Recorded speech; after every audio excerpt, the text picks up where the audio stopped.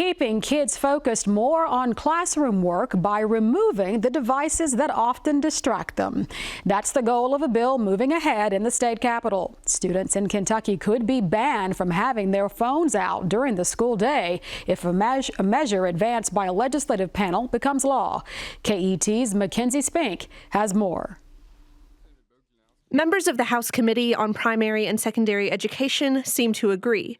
The use of cell phones in schools is hindering student learning. I toured a high school a few months ago, and students were just blatantly wearing big headphones and listening to music, and they're not learning then. Proponents hope House Bill 208 will help solve this issue by requiring every school district to ban student use of cell phones during the school day.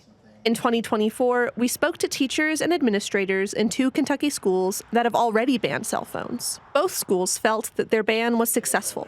It is a game changer. There is no other way to put it. It has made students much more engaged. I would say it has improved our discussions tenfold. I will say one of the biggest things that I've seen is we've actually had a decrease in behavior because of this, I think. It's 8 hours less time where kids can communicate via social media, and so much drama is stirred up on social media that if you remove that, well, now you've taken away some of the behaviors in the classrooms. Staff at these schools also told us that the main concerns they heard from parents were about school safety, a concern echoed by Representative Adrielle Camuel. In the event of an emergency, what is the process to make sure that access to the internet to adults, to emergency personnel is open? Like, what does that look like? So currently, every classroom already has a phone in it that the teacher has access to. Going further than that, that's going to be left up to the districts to implement that. As these policies have been rolled out in different states across the country, some people have just a plastic device where students will put their phones in. So obviously there would be quick access to that. The discussion turned personal as Representative Camuel shared why she believes students need to be able to talk to their families during a crisis. I had 2 kids on the same campus, one in middle school, one in high school. There was a bomb threat and a threat of an active shooter at both campuses, or on the same campus, same time.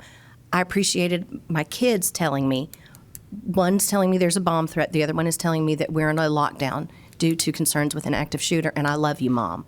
And I want to make sure that we have the opportunity to hear from our children. That was the reason for my question. Representative David Hale also brought up a personal concern regarding students with disabilities.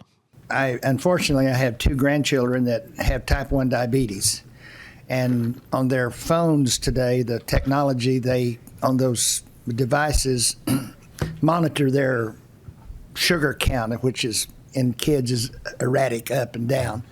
And I just wanted to make sure that this would be exempt. They would be exempt to carry those with them at all times. Bill's sponsor, Representative Josh Bray, confirmed that students with devices authorized for use with a disability would be exempt from this measure. Representative Bray sponsored a similar bill last year. It passed committee unanimously, but ultimately did not succeed. For Kentucky Edition, I'm Mackenzie Spink. Thank you, Mackenzie. House Bill 342 also passed unanimously out of the House Primary and Secondary Education Committee today. It would require all high school students to take a 1-credit financial literacy class in order to graduate. It now heads to the House floor.